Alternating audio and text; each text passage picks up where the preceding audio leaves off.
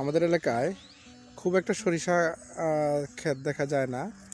যদিও আমন ধান কাটার পরে আমি প্রায়ই অনেককে উৎসাহিত করি যেন সরিষা বপন করে। সরিষা বপনে আমন এবং বুরুর মাঝখানে যে সময়টা, সেই সময়টায় মোটামুটি ভালো একটা ভালোভাবে লাভবান হওয়া যায় সরিষা ফসলে। সরিষা বপনে উৎসাহিত করার কারণই হলো যে আমাদের যে তেলটা, সরিষার খাঁটি তেলটা আমরা পেতে পারি, খৈল পেতে পারি, প্লাস এই সরিষার গাছগুলি ভালো একটা লাকড়ির যোগান দেয়। তো আমরা এখন জহিরুল ইসলামের জমিতে আসছি। এখানে সে সব জমি ফাঁকা, শুধু সে কিছুটা জমি এখানে সরিষা বপন করছে।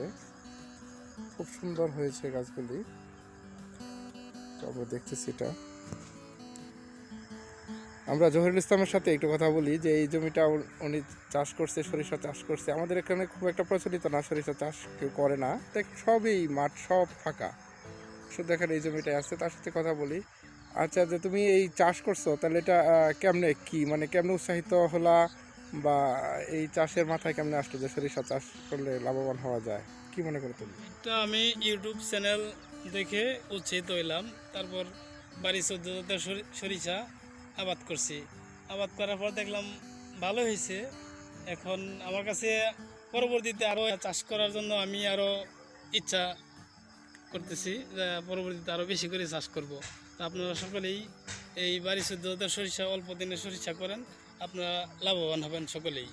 আচ্ছা, তো এটাতে আপনার রোগ জীবাণু, রোগ বালাই কেমন, না, খরচ কেমন? রোগ বেলায় তেমন কিছু নাই। শুধু সালফার ব্যবহার করছি আর ছত্রাকনাশক ব্যবহার করছি। আচ্ছা, এমনি এতে তো মনে হচ্ছে যে একটা ভালো আয় হবে মনে হয়, যে দুইটা ফসলের মাঝখানে, বুড়ো আমনের মাঝখানে যে সময়টা কাজে লাগানো গেলো, অনেকের কেউ তো করে নাই, সব জমি ফাঁকা, তাই না? তা কি মনে করা যায়, ভালো কিছু আর্থিক লাভবান হওয়া যেতে পারে? অবশ্যই অবশ্যই ভালো ফলন হবে, দেখা যায়। খুব সুন্দর হয়েছে। আচ্ছা, ধন্যবাদ। জহিরুল ইসলামের সাথে কথা বলে আরও জানতে পারলাম এটা 20 শতক জমি। এখানে 500 গ্রাম বাড়ি 14 জাতের সরিষা বীজ বপন করছে। এভাবে সরিষা চাষ করে জমির ব্যবহার বাড়ানো যায় এবং লাভবান হওয়া যায়। এর পাশাপাশি যে পারিবারিক তেলের চাহিদাটাও মেটানো সম্ভব। ধন্যবাদ সবাইকে।